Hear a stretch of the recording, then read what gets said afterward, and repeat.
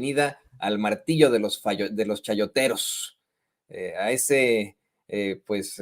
periodista libre que en sus redes sociales los exhibe aquí y allá y los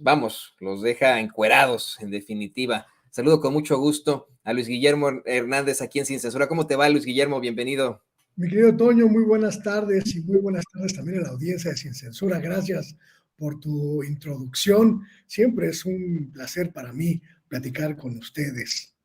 No, y a nosotros es verdaderamente un placer poderte escuchar, poderte leer en las redes sociales, ver las madrizas de perrito bailarín que le pones a los chayoteros y a los que han definitivamente dejado a este gran oficio del periodismo en la ruina desde hace, yo no digo décadas, digo centurias, siglos. De hecho, ¿qué te parece que empezamos con ese tema? Te vi muy, muy participativo precisamente después de que el abogado de Genaro García Luna, César de Castro, manipulara un testimonio, intentara poner palabras en la boca de un testigo y ese mismo testigo lo corrige. Ayer el abogado de García Luna le pregunta sobre un supuesto soborno al presidente López Obrador a su campaña y el mismo rey Zambada, Jesús el rey Zambada, le responde que eso no fue así, que en ningún momento le dio un soborno al presidente López Obrador cuando era jefe de gobierno o a su campaña, pero esta situación fue tergiversada por algunos medios terribles, fue tergiversada por el mismo Felipe Calderón, quien estuvo compartiendo las notas falsas, fue tergiversada por este panfletillo que hasta donde yo me quedé cuando todavía vivía en México, lo regalaban en los cruceros, el Publimetro, o también, no sé si todavía lo regalan, no sé si, pero bueno, el punto es que muchos de estos tú los exhibiste ahí por su crápula forma de tergiversar una nota que no es así. No sé si nos puedas ampliar un poco más sobre esto. Creo que hemos estado asistiendo en los últimos días a la cúspide del cinismo de una buena parte de las personas, los grupos, las estructuras que orbitaron alrededor de Genaro García Luna durante ese sexenio verdaderamente de sangre y de muerte de Felipe Calderón, que no obstante que hemos ido escuchando a lo largo de estos últimos días en este proceso penal que se lleva a cabo en la corte, en los juzgados estadounidenses. No obstante que se ha revelado, se ha documentado amplia y profusamente el contubernio explícito, real, del crimen organizado con las estructuras del poder político y el poder presidencial en la era de Calderón, todavía se atreven a intentar desviar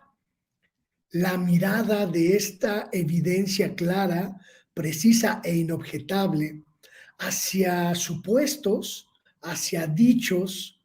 completamente tergiversados, completamente fuera de toda proporción y de toda realidad. Me sorprende en algunos casos el cinismo, pero en algunos otros lo entiendo como un intento desesperado, mi querido Toño, desesperado completamente de salvarse, de rescatar, aunque sea una pequeña astilla de ese barco que ya naufragó y que se llamó Calderonato. Muchos periodistas y muchos medios de comunicación, como estos pasquines a los que hiciste referencia, que ya ni siquiera regalados la gente los quiere, que ya ni siquiera, aunque te imploren de rodillas que lo lleves en los cruceros y en las esquinas de la ciudad, te atreves siquiera a tocarlo por temor a mancharte de suciedad. Pero aún con todo ese descrédito, intentan convencernos y convencer a sus tres lectores de que lo que está discutiéndose en Estados Unidos en estos momentos involucra o puede involucrar al gobierno del presidente López Obrador o a cualquiera de sus integrantes. Hay una villanía absoluta en ese intento y una desesperación porque la narrativa real, la narrativa fehaciente de que el Calderonato puso de rodillas a nuestro país frente al narcotráfico y que la connivencia entre políticos, empezando por el presidente Felipe Calderón y siguiendo con su secretario de seguridad, y el narcotráfico era real, era profunda y era evidente. A pesar de todo eso, mi querido Toño, a pesar de esas evidencias, intentan zafarse. No hay absolutamente ya ninguna duda de que el presidente Felipe Calderón y su gente en materia de seguridad colaboraron con el crimen organizado y que ese narcoestado estaba apoyado por narcoperiodistas que por negocio,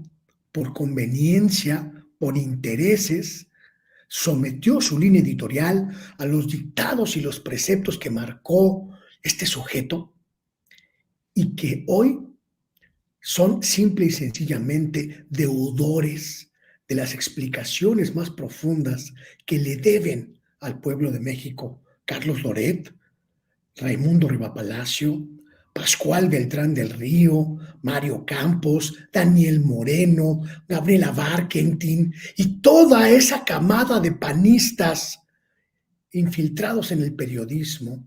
le deben una explicación profunda y detallada al pueblo de México de la villanía de haberse sometido al poder del narcotráfico a través de Genaro García Luna. Los narcoperiodistas del Calderonato, mi querido Toño, que quieren repartir la basura que solo a ellos inunda, que solo a ellos mancha y que solo de ellos será epitafio.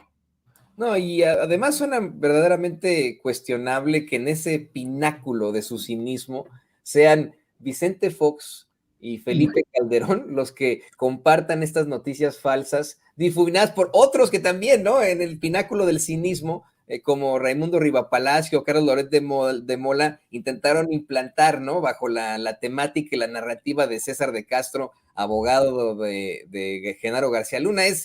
Pero verdaderamente lamentable, mi querido Luis Guillermo. ¿Y qué te parece?